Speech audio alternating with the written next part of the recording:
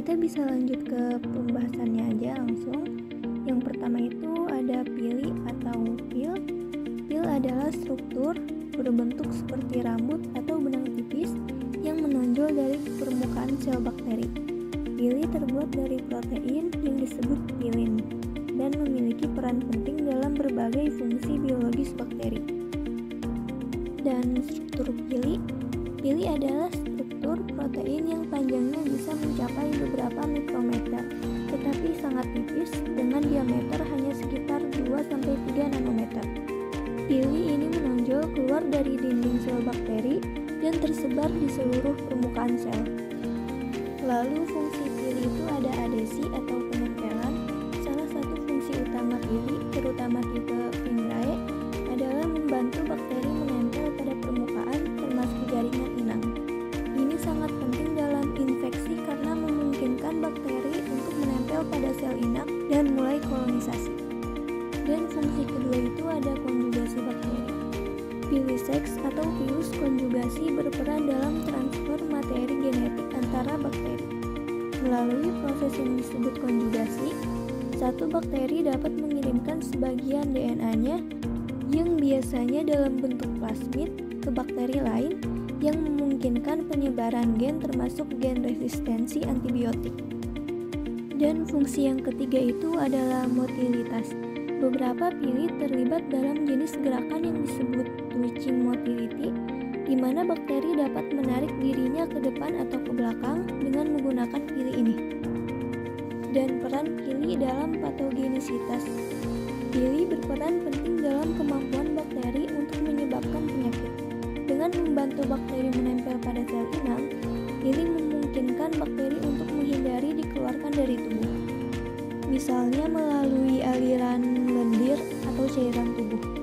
Ini memberikan waktu bagi bakteri untuk berkembang biak dan menyebabkan infeksi.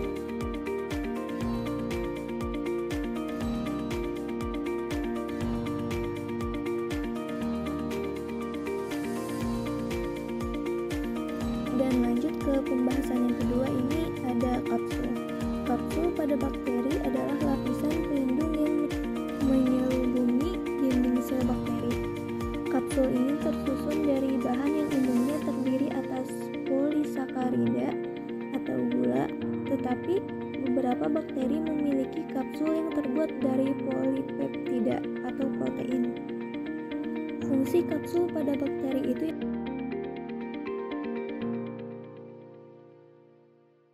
yang pertama adalah proteksi dari sistem kekebalan tubuh.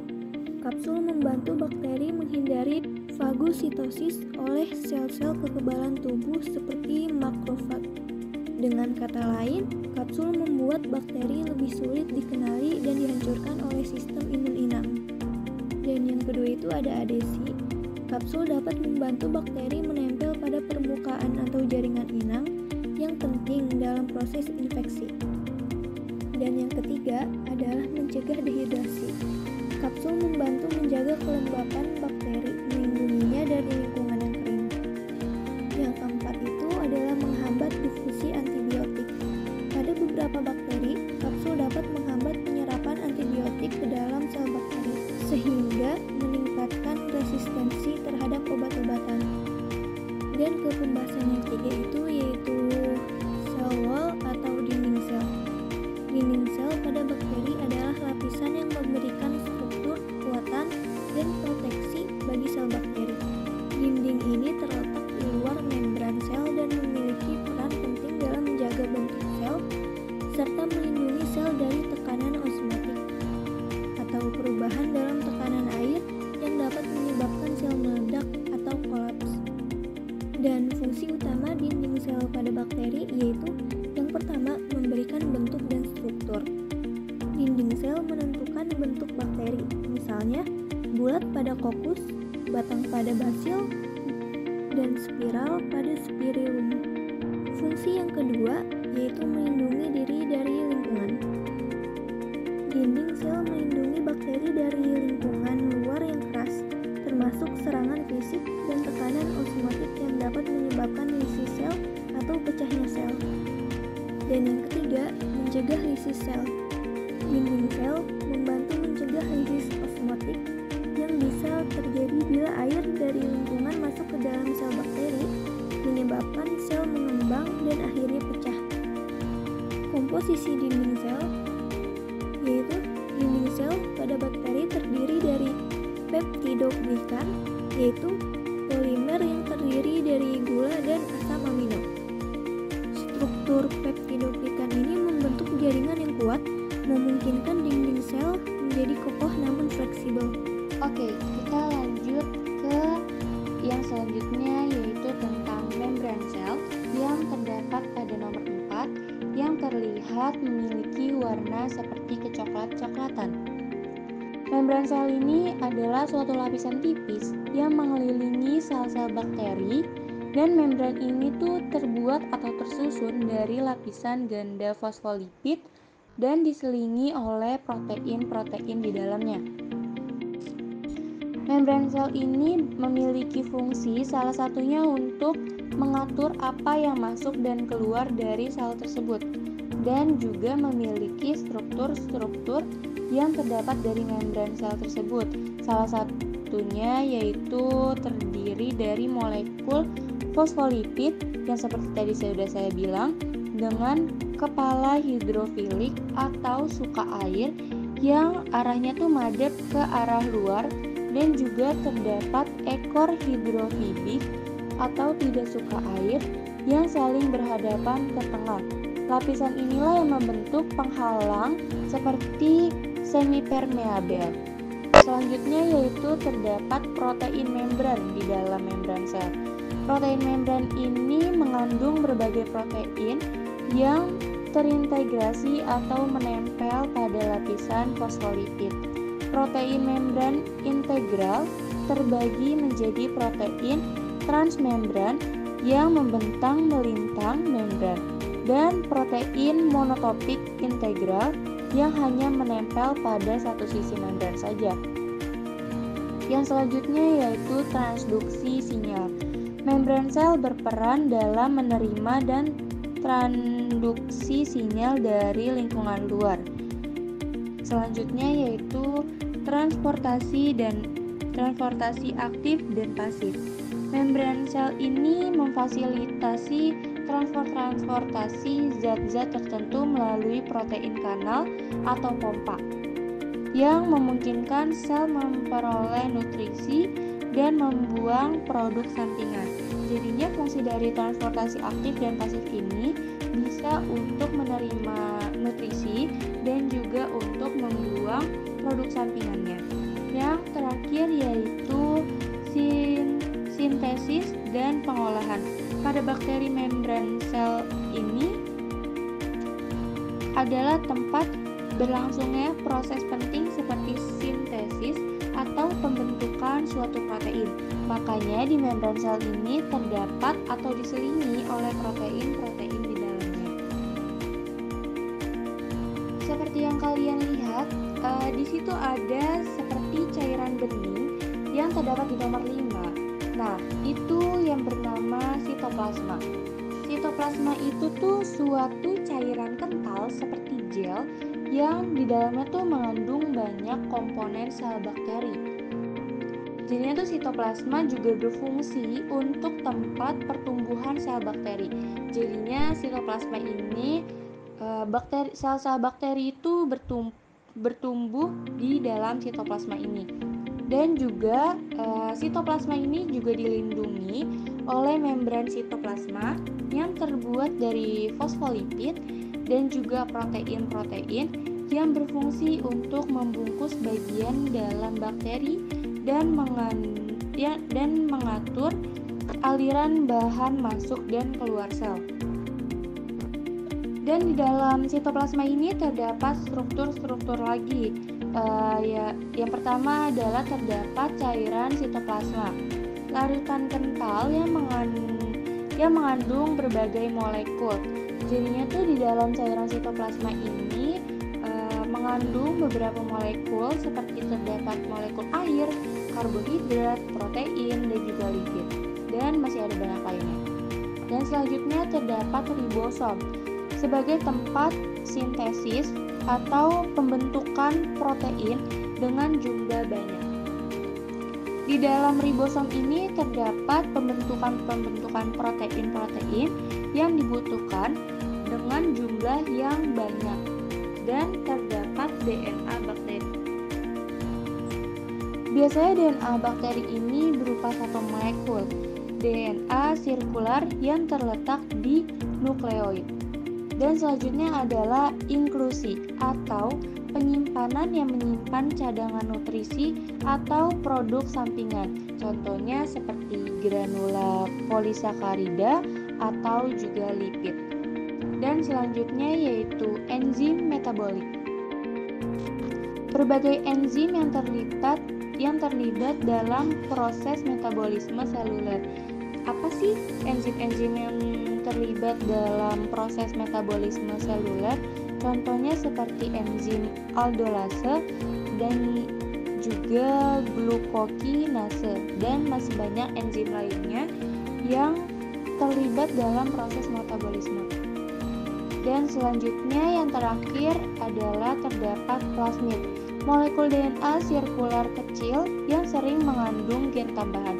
Jadinya plasmid ini tuh mengandung gen-gen tambahan yang terdapat di sitoplasma.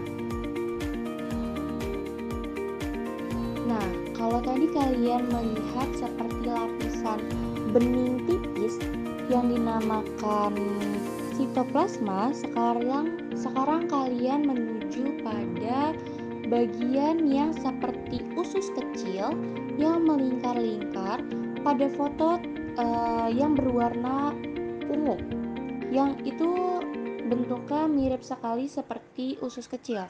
Itu dinamakan oleh DNA sirkular. DNA sirkular ini, DNA bakteri, umumnya mengandung seluruh informasi genetik yang diperlukan untuk fungsi dasar dan reproduksi sel bakteri. Jadinya di dalam DNA sirkular ini terdapat sebuah informasi yang diperlukan untuk reproduksi sel bakteri tersebut. DNA sirkular ini memiliki fungsi untuk menyandi protein yang diperlukan dan mengatur proses-proses penting dalam sel bakteri seperti replika, terus transkripsi, dan juga translasi. Dan seperti biasa, di dalam suatu DNA sirkular ini terdapat juga struktur-struktur penyusunnya seperti gen. Gen-gen ini mengatur berbagai proses biologis termasuk metabolisme dan juga struktur sel. Dan selanjutnya yaitu promotor. Wilayah di depan gel, jadinya dia adalah di depan gel posisinya yang diperlukan untuk memulai transkripsi gel menjadi RNA. Selanjutnya terdapat operator. Operator ini yang dapat berinteraksi dengan protein regulator untuk mengontrol apakah gen tertentu diaktifkan atau dinonaktifkan. Selanjutnya terdapat sekuen pengatur lain. Elemen-elemen yang mengatur ekspresi gen seperti enhancer atau repressor dinding sintase. Selanjutnya terdapat replika origin, titik awal di mana replika DNA dimulai, penting untuk pembelahan sel dan distribusi DNA ke sel anak. Yang terakhir terdapat gen resisten. Pada beberapa bakteri, RNA sirkular juga biasa mengandung plasmid tambahan yang membawa gen-gen resisten terhadap antibiotik dan racun lainnya. Jadi gen resisten ini biasanya bakteri ini mengandung plasmid tambahan yang membawa gen-gen resisten ini terhadap antibiotik atau racun-racun. Oke, kita akan membahas ribosom. Ribosom adalah organel seluler yang berfungsi sebagai tempat sintesis protein. Ribosom terdiri dari dua subunit, yaitu subunit kecil dan subunit besar yang terbuat dari RNA ribosom, dan protein. Proses sintesis protein dimulai dengan pembacaan urutan kode genetik pada RNA atau disebut dengan mensenger RNA oleh ribosom. Ribosom kemudian menerjemahkan kode genetik tersebut menjadi rantai polipeptida yang akan melipat menjadi protein fungsional. Ribosom dapat ditemukan di sitoplasma sel atau terkait pada retikulum de plasma kasar.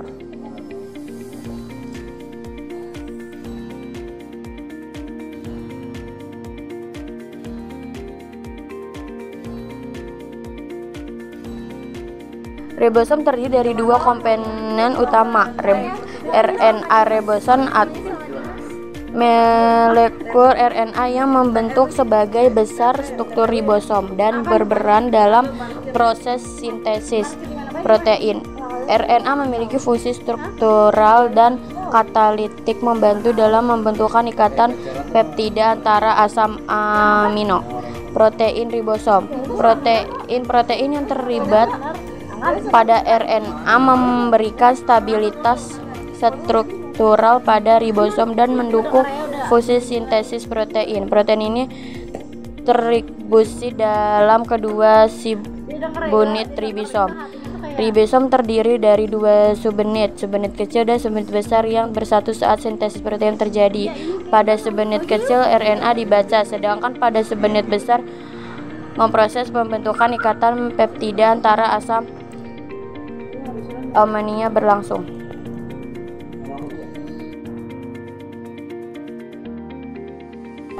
Apa itu organel seluler? Organel seluler adalah struktur-struktur khusus di dalam sel yang memiliki fungsi tertentu untuk mendukung kehidupan dan aktivitas sel. Setiap organel memiliki peran spesifik dalam menjaga kelangsungan fungsi sel. Contohnya, organel sel nukleus atau disebut dengan inti sel mengatur aktivitas sel dan menyimpan bakteri genetik atau DNA. Mitokondria menghasilkan energi dalam membentuk ATP melalui respirasi seluler. Retikulum endoplasma atau RE terdapat dalam dua bentuk, yaitu RE kasar dengan ribosom yang terlibat dalam sintesis protein dan RE halus tanpa ribosom yang terlibat dalam sintesis lipid dan metabolisme. Golgi aparatus modifikasi mengemas dan mendistribusikan protein dan lipid yang diproduksi di RE. Lisosom mengandung enzim pencernaan yang memecah bahan-bahan yang tidak diperlukan oleh sel. Periksisom menguraikan asam lemak dan detoksifikasi saat berbahaya. Ribosom tempat sintesis protein. Sitoskeleton jaringan serat protein yang memberikan dukungan struktural dan membantu dalam pergerakan sel. Organel-organel ini bekerja secara bersama-sama untuk memastikan sel dapat berfungsi dengan baik.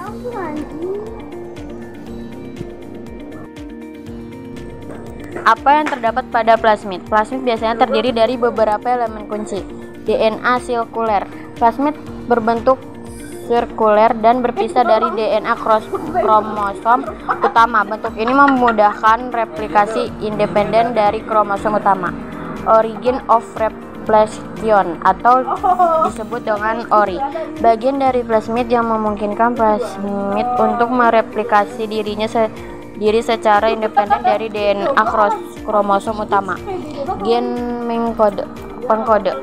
Plasmid sering mengandung gen-gen tambahan yang memberikan keuntungan tertentu seperti gen resistensi antibiotik, gen virulensi, atau gen untuk metabolisme spesifik. Promoter, wilayah yang mengatur ekspresi gen dalam plasmid, mempengaruhi seberapa aktif gen-gen tersebut dalam sel. Gen markah biasanya terdapat dalam plasmid yang digunakan untuk rekayasa genetik seperti gen penanda resistensi antibiotik yang memudahkan identifikasi sel-sel yang mengandung plasmid. sekuens pengatur lain. Selain promoter, plasmid dapat memiliki elemen-elemen pengatur lainnya yang mempengaruhi replikasi ekspresi gen atau transfer flash.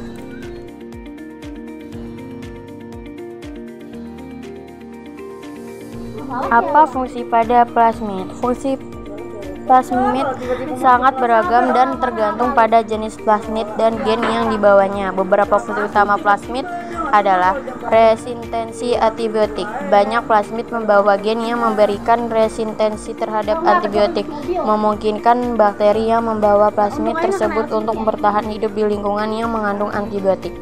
Metabolisme. Plasmid dapat mengandung gen yang memfasilitasi pemecahan dan penggunaan senyawa kimia tertentu, seperti dalam proses pendegradasian bahan kimia industri atau sumber makanan dan dalam alternatif virulensi. Beberapa plasmid mengandung gen yang berkontribusi pada kemampuan bakteri untuk menyebabkan penyakit dengan menghasilkan faktor virulensi. Transfer gen. Plasmid dapat berperan dalam transfer gen horizontal antara bakteri melalui proses yang disebut konjugasi di reaksi genetik. Dalam bioteknologi, plasmid digunakan sebagai vektor untuk memasukkan gen asing ke dalam sel target yang memungkinkan produksi protein recombina atau penelitian genetik. Plasmid yang membawa gen-gen ini memberikan keuntungan adaptatif kepada bakteri dalam berbagai kondisi lingkungan dan meningkatkan kemampuan mereka untuk bertahan dan berkembang biak. Oke, setelah kita membahas ribosom, kita akan membahas yang namanya itu adalah plasmid. Plasmid adalah molekul DNA sirkuler yang ditemukan di dalam sel bakteri dan beberapa organisme lain yang berpisah dari DNA kromosom utama. Plasmid biasanya berukuran kecil dibandingkan dengan kromosom utama dan dapat mengandung gen-gen tambahan yang memberi keuntungan selektif bagi organisme seperti resistensi terhadap antibiotik atau kemampuan untuk mendegradasi bahan kimia tertentu. Plasmid dapat direplikasi secara independen dari kromosom utama dan seringkali digunakan dalam teknik rekayasa genetik untuk memasukkan gen asing ke dalam sel. Ini membuat plasmid alat yang sangat berguna dalam penelitian biologi molekuler dan bioteknologi.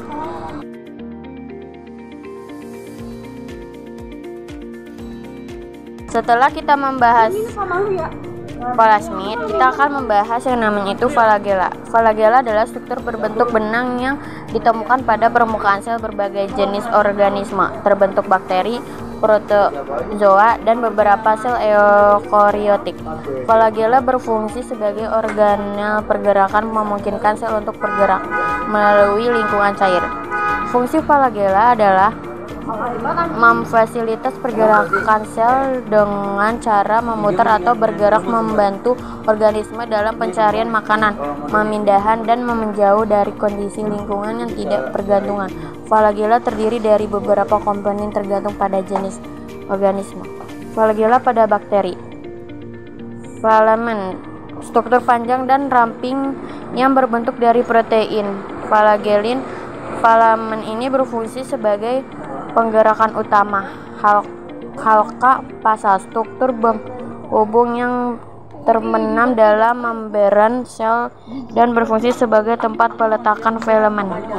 Hox atau disebut dengan lengkung, struktur penghubungan yang menghubungkan filamen dengan pasal. Hox ini memungkinkan filamen untuk berputar. Filamen pada eukariotik misalnya sel protozoa dan alga.